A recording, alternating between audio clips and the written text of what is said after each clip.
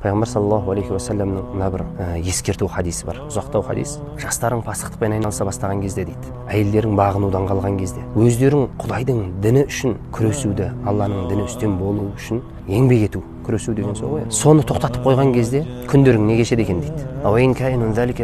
Деп таң қалады. Бұндай да күн басымызға түсе ме не? Яғни олар оны миына қондырамай жатыр. Қалай ол? Әйелдер әкең қайтыс болайын деп тұр, қоштасып қал десе де күйеуімнен рұқсат алған жоқ еді, мен үйден шығамайын деп отқан әйелдер еді ол уақытта. Әйтпесе оның күйеуі келіп ұрып соғып жаңағы сөкпейді. Бірақ соншалықты әйелдер күйеуіне деген бағынуы сондай еді. Олар таң қалды. Мұндай да күн басымызға келе ме дегенде Пайғамбар саллаллаху алейхи уассалам Алланың атымен ант етейін, одан да сорақысы болады дейді.